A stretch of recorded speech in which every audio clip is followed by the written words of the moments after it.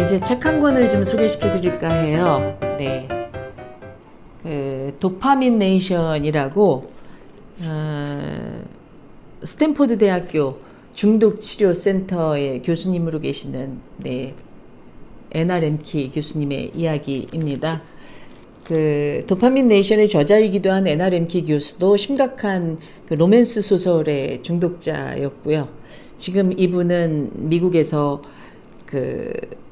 스마트폰 중독, 그다음에 도박 중독, 각종 중독, 마약 중독 이런 문제를 해결하는 아주 유명한 전문가이십니다. 제가 지난 일주일 이 도파민 네이션을 좀 집중적으로 읽었어요. 왜 읽었을까요?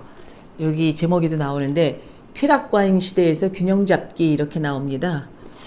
지금 스마트폰 중독 문제가 아주 심각합니다. 아이들이 등교 거부든 자퇴든 품행장애든 ADHD든 그 어떤 거에 있어서도 제가 상담하는 모든 케이스의 중심에 스마트폰이 있습니다. 이 모든 케이스의 중심에 PC게임이 있습니다. 근데 PC게임보다 더 심각한 건 이 스마트폰 중독입니다.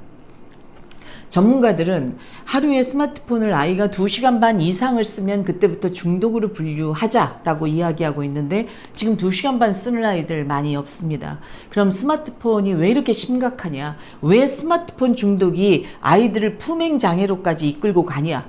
품행장애라고 하는 건 품행장애 진단 척도에 놓고 보면 동물을 학대하거나 또는 사람에게 신체적인 위해를 가하거나 몇 가지 진단 기준들이 있습니다. 보통 이 진단 기준을 다 충족하지 않는데 드러나는 어떤 그 행동적인 측면은 품행장애적인 측면을 드러내는 아이들이 많이 있어요. 칼을 든다든가 기물을 파손한다든가 집에서 기르는 강아지나 고양이를 괴롭힌다든가 이 아이들의 생명을 위협하는 행동을 한다든가 아니면 엄마를 때린다든가 아니면 아빠랑 우격다짐을 하고 주먹질을 한다든가 이런 모든 행동들, 이걸 넘어서서 집 밖에 나가서 친구들을 때린다거나 또는 물건을 들고 누구를 돌을 던진다거나 이런 모든 행위들이요. 우리가 흔히 뉴스에서 보는 길 가는 유기견들이나 유기묘들에게 돌 던져서 죽이거나 이러한 것들이 모두 품행장애적인 측면이죠.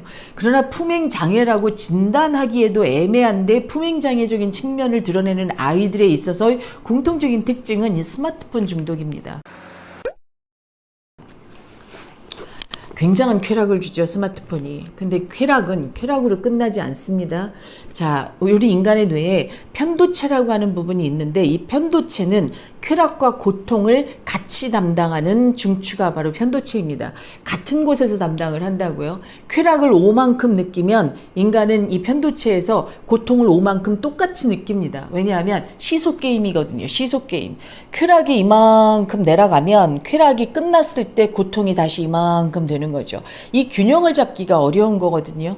그러면 아이들이 휴대폰을 5시간을 쓰고 굉장히 즐거웠다면 사실 이 즐거움이 유지돼야 되는데 실제로 이 심각한 마음의 불편함이 5시간만큼 불편함을 겪어야 되는 게 사실 뇌과학적인 측면에서 보면 이게 이론적이면서 과학적인 겁니다. 그렇다고 그러면 스마트폰을 오래 썼을 때 우울증이 올까요? 네, 옵니다. 스마트폰 오래 썼을 때 불안장애 올까요? 네, 옵니다. 스마트폰 오래 썼을 때 충동장애에 시달릴까요? 네, 그렇습니다. 이 책에서 그렇게 얘기하고 있습니다. 스마트폰 오래 쓴다면 ADHD, 주의력 결핍 후천적으로 올까요? 네, 옵니다. 이 모든 것들이 사실은 스마트폰에서부터 시작됩니다.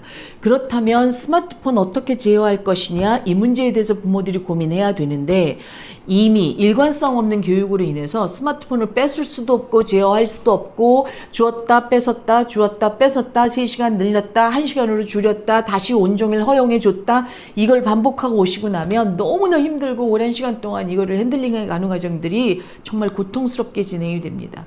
그래서 등교 거부, 품행장애, 자퇴 또는 ADHD, 학습, 결핍 또는 학원 밥 먹듯 빠지고 학원 숙제 안 하고 책임감 없는 아이, 지각, 이 모든 문제들, 심지어는 스마트폰 중독이 신체화 증상, 스마트폰에 너무 중독됐을 때 몸이 이유 없이 아픈 증상까지도 갈 수 있거든요.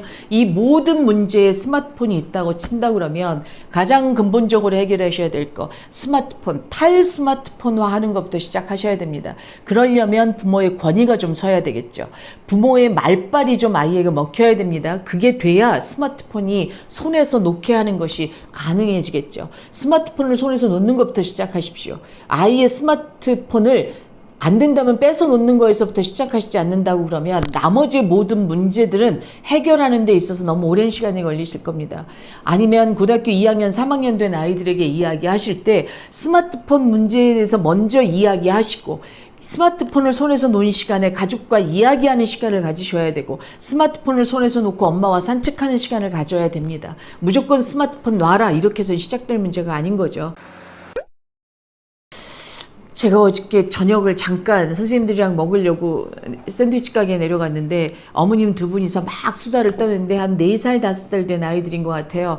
두 아이들은 뭐 하고 있었냐면 이 스마트폰 앞에다 이렇게 놔주고 애니메이션 두 아이는 보고 있었고 어머님들은 막 쇼핑 얘기하고 계시더라고요. 제가 이때 좀 너무 많이 놀랐습니다. 저 아이들 어떡할 거야. 쟤들 어쩔 거니 이러고 밥 먹고 올라왔는데 네, 스마트폰 문제 심각합니다. 우리는 이미 인공지능은 말할 것도 없이 거기까지 못 가더라도 이미 우리는 이 기계에 지배당하고 있는 거 아닌가 이런 생각이 좀 들기도 하네요. 탈스마트폰화 여기서부터 시작하십시오. 도파민 네이션 추천드립니다. 저희 고등학교 1학년 여학생이 도파민 네이션을 읽고 스마트폰 손에서 놨습니다.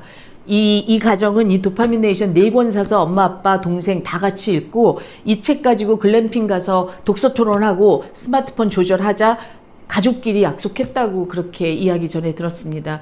이제 정말 아이들에게 스마트폰 너무 보지 마 이럴 게 아니라 정말 열심히 공부하고 이 책 가지고 열심히 공부하고 아이들을 설득하시고 아이들 손에서 놓게 하기 위해서 내 손에서 스마트폰 놓는 것부터 시작하십시오. 거기서부터가 제일 첫 번째 원스텝이라고 말씀드리겠습니다.